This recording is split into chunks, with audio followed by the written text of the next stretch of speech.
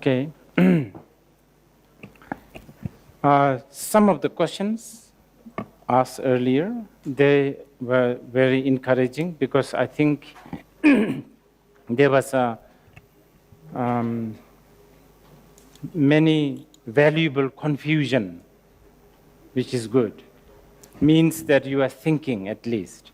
So I will try to sort of cover it tomorrow morning. For now, we will do some, again, I will talk about a practice. Okay, quintessence of practice is basically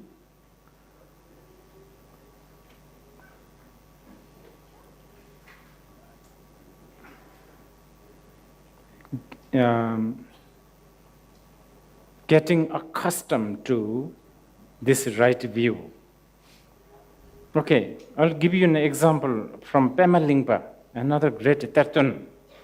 A prince of a very nice big kingdom wants to go out in the bazaar. And he's the only prince, he's the crown prince. So he goes out and he gets fascinated by the crowd, the bazaar, and somehow, his attendants and the bodyguards and him, they got separated, and then he got lost in this maze. So then he can't go back to palace. That night he had to settle down somewhere in the veranda of somebody, I don't know. Next day, the same thing. And this went on a week, month, year. He has to survive. So he has to beg, he has to work, he has to steal, all sorts of things. In the process, he bumps into some girl, and then they had affair, and then the children came out, and gradually he has another direction now. He forgot he's the prince. After many years, the king died. And the kingdom, the ministers, they all think, no, we have a crown prince, we've lost. So let's search. And then they meet. And then this minister say, you are crown prince. You are entitled for the, throne. But he has forgotten that view of being crown prince. So he has to now get used to this view of him being the prince. So it's a bit like this. The view you have to get used to. You have been told what is the view.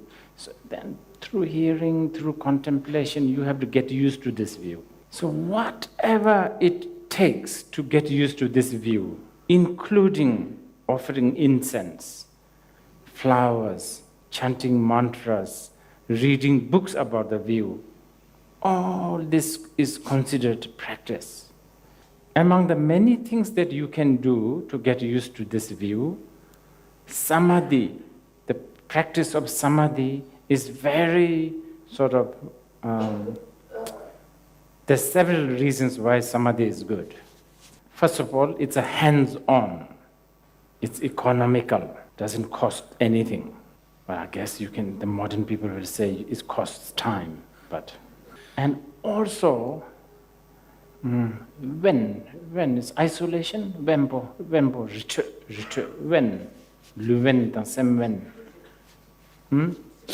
secluded.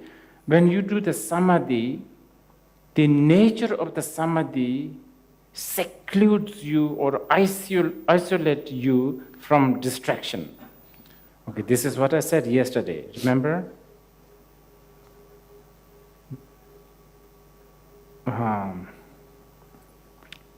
Theoretically, no difference between meditating in a hammock or on a zafu.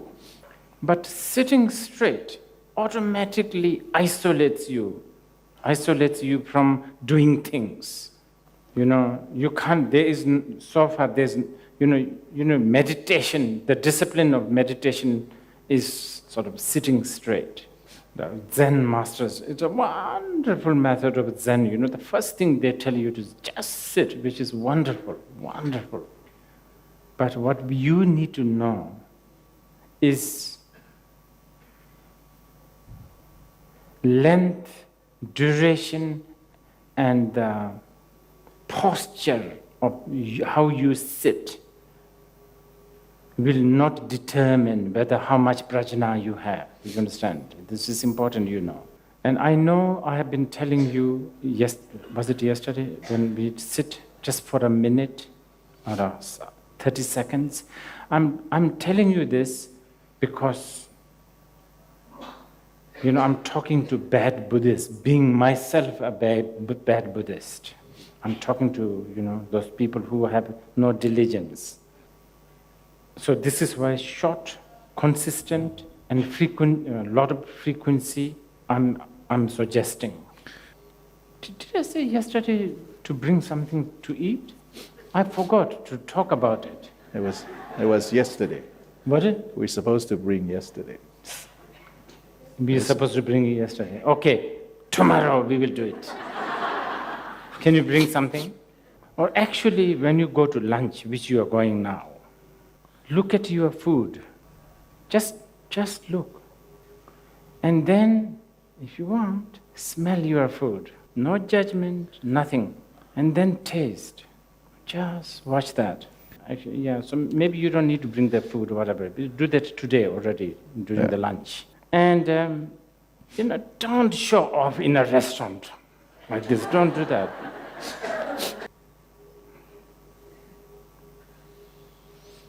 Things like this we should do discreetly, I think. Yeah, just being there. And I'm not making this up.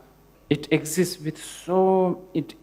in the Buddhist training for centuries. For instance, like in the Tibetan monasteries, they dance, like they'd have what they call lama dance. When they dance, they're supposedly actually being in the present of their gesture. But sadly, this is becoming a culture, like the Japanese tea ceremony. Actually, the Japanese are even forgetting that that's a Buddhist practice. The tea ceremony, I've been to tea ceremonies maybe 1 or 2 times too much. Because I told you, I'm bad Buddhist. I get fidgety and it's so long and I don't know what's happening. First time was very nice, elegant and all that. But you can see the whole purpose of tea ceremony is all about being in the present. Like sitting, and they do all kinds of things, like holding the cup, circling the cup. There's a certain way to drink. And after all that, the tea is not necessarily good, I'm telling you. But that's never the point, you see, that's the thing. It's the whole, this is a really priceless technique to be in the present, creating that atmosphere. Yeah, I've been to Zen temple and participated in the tea ceremony. That atmosphere is good, this incense, and then everybody's sitting, and just so incredible. And you could do that, like in Nepal, not the Japanese tea ceremony, but you can always make chapati with a, presentness, nicely, elegantly, or fast, doesn't matter, but you could do that. Stuff like that, like smell that, like achar, the pickle, Nepalese pickle. No judgment, no like getting hooked up by that, just being in the present. You can do this. You can, shopping, yes, do it with the presentness. All of that.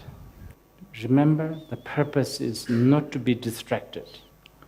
So, again, just to make this worthy, let's sit a slightly longer. Yes, please. Sit and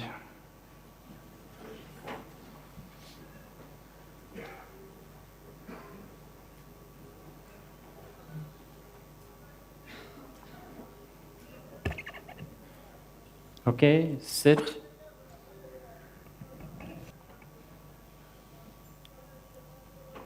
And you are hearing these people talking there.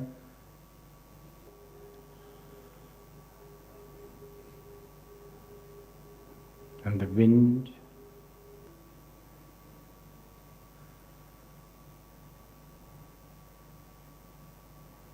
air condition.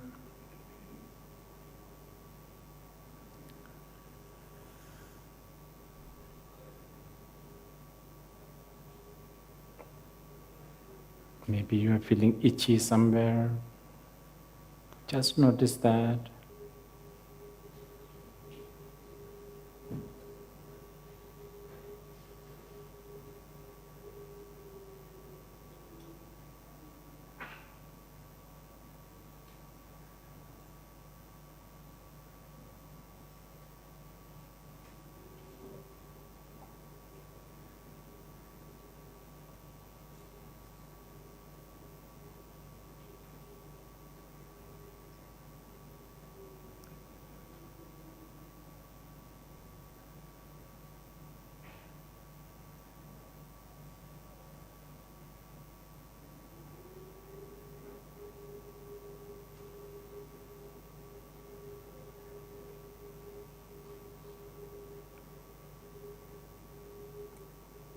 No need to visualize anything.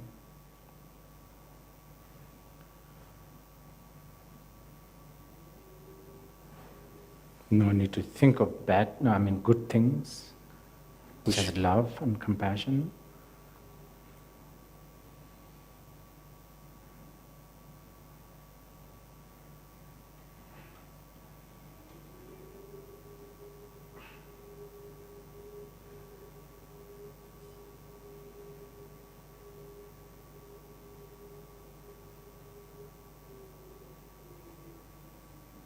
You are conscious of something, it doesn't matter what, just know that.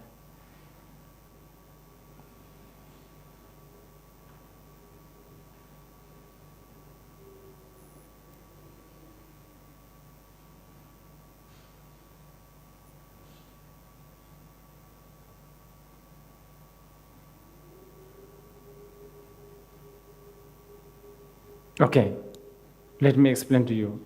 This simple technique of knowing, how is this related to this very complicated form is emptiness, emptiness is form, form is not other than, how is this related?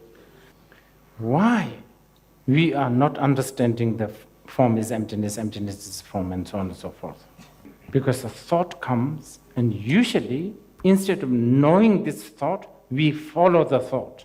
And this thought creates more thoughts, more entanglement, more principles, values, fixations, wrinkled, underwears. All this. That's why then it breeds hope, fear. You understand? Now, by being in the present again and again and again,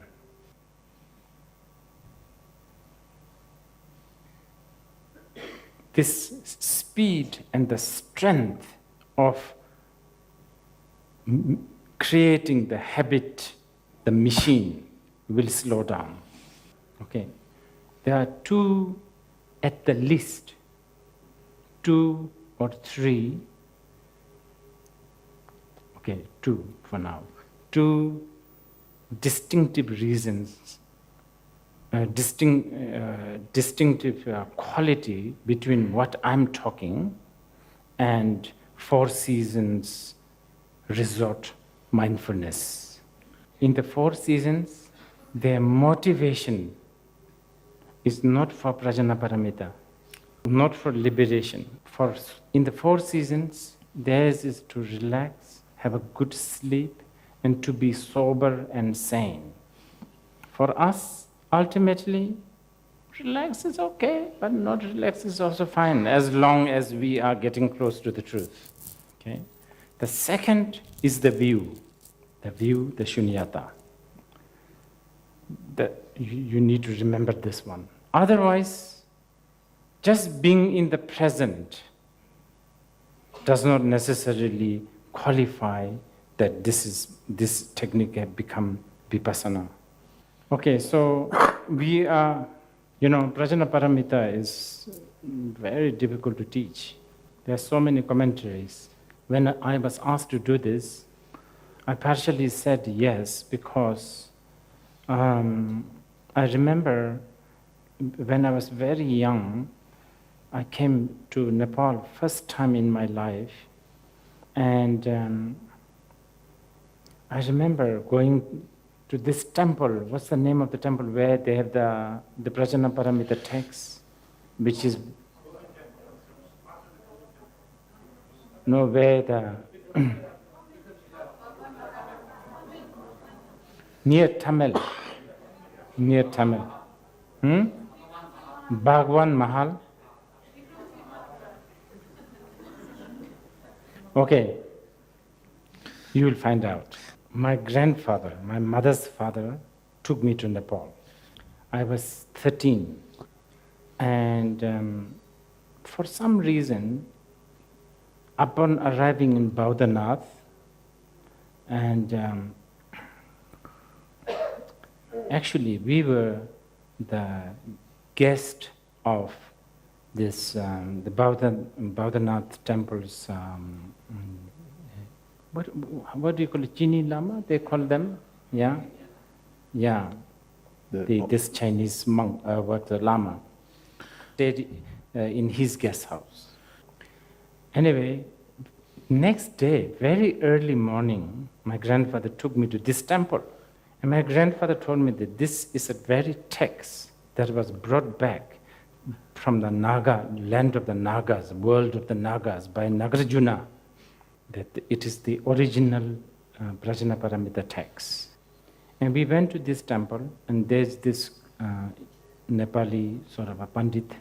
He opens one volume, and he read one page in Sanskrit. Completely impressed at the age of 13 when this Pandit read the Prajnaparamita in Sanskrit. It was just so beautiful to hear. And you know, my family, they are die-hard Buddhists, so they made such a big deal about Prajnaparamita and how we have to listen to the sound of him chanting and all of that. So this impression was so big on my head. Anyway, this time when our friends, Nepali friends here, who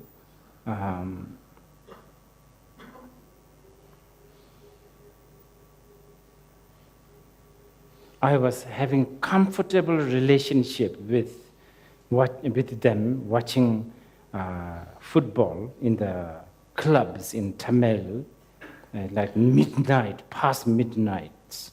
Anyway, somehow they managed to put me into this situation to teach Prajnaparamita. It's not an easy task, but I thought for the, as a Tibetan, we are so superstitious, for the tendril, for the auspiciousness. I said, yes, I'll do it. Downloaded a lot of,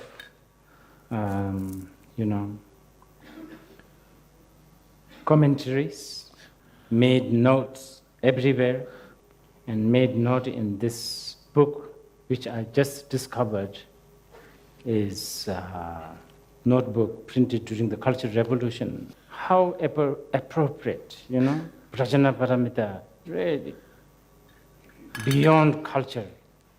So anyway,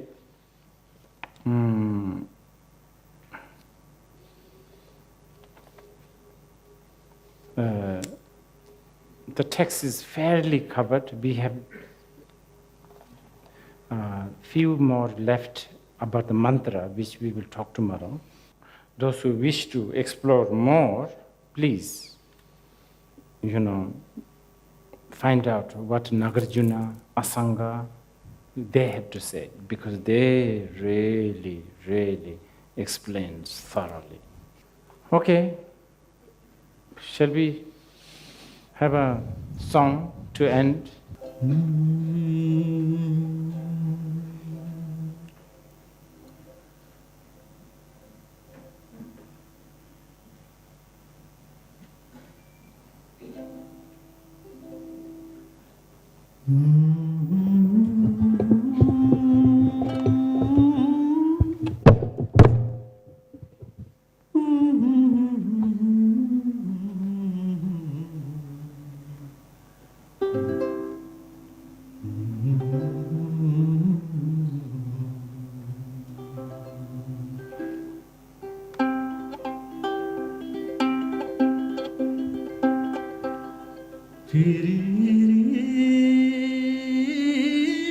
मुरली बज्यो मनैमा मनैमा लो माया नमारी हाय मनैमा लो माया नमारी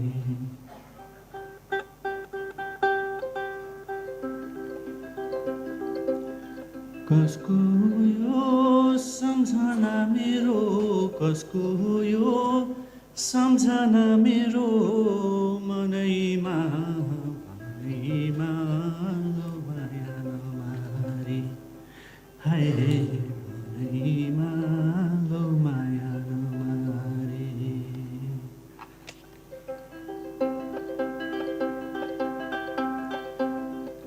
तिरी मुरली बज्यो बनैमा बनैमा लो माया